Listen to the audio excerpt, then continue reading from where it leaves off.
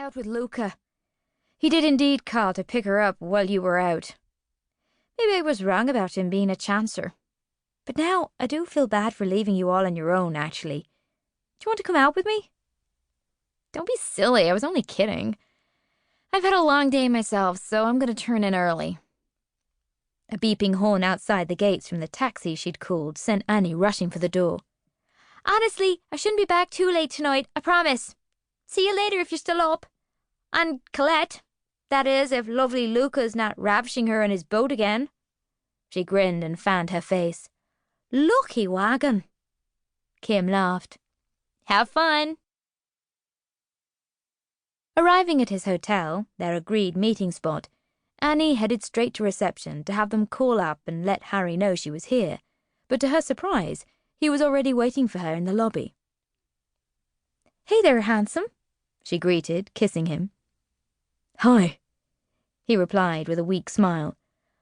I thought we might grab a bite here tonight, if that's okay. Of course. Straight away, she knew something was off. The meal was lovely and perfectly civil, but he kept his eyes on the menu or his plate most of the time, refusing to meet her gaze. Annie's stomach tightened with disappointment, and her heart automatically closed over. She'd been around the block enough times to know what was coming. And just when she'd thought things were going so well. Is something wrong? She asked eventually, as he mulled over dessert options, his face glum and sombre, and a complete contrast to his usual jokey demeanour. No, he replied gently. I'm just finding it so difficult to choose.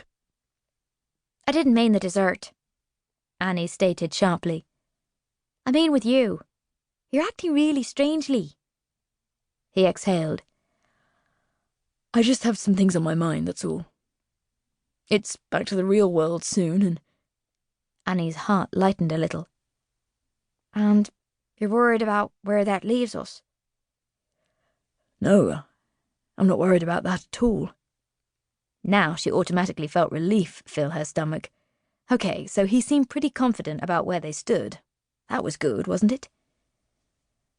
After dinner, he walked with her down to the beach, where once again they found themselves alone. She couldn't help but reminisce about the first time they'd done this, and all that had transpired since.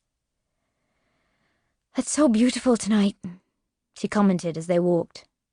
Then again, it always is. Everything about this place is beautiful. I'll miss it when we leave. That's true, he replied. A place where the unexpected happens, wouldn't you say? It was. Annie hadn't come to the Amalfi Coast looking for anything she'd found there.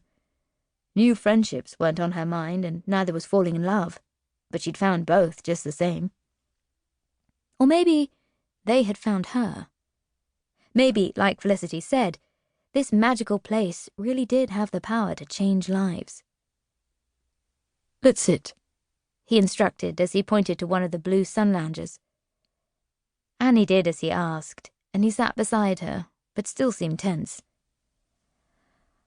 What is it? She asked, wondering why the mood seemed so strange tonight.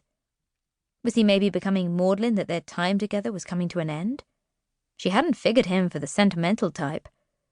He'd seemed quite laddish and macho from the outset, but then again, a lot of lads were when they were in a group, weren't they? And she knew he had a much softer, more romantic side. It was the one she'd truly fallen for. Now he squeezed her hands gently, rubbing his thumbs over the curve of her knuckles. Annie, I'm sorry. I haven't been completely honest with you. Aha. So he was going to come clean about what had been bugging her since that night in the restaurant. Well, this is good. It's just... I'm sorry. Because I care for you, I don't want to hurt you. Hang on. No. This was something different. More than a silly misunderstanding or a mistake. A sickening feeling once again began to fill her stomach, and she held her breath for a moment to gather her composure before she spoke. What are you sorry about? He bowed his head. I'm afraid...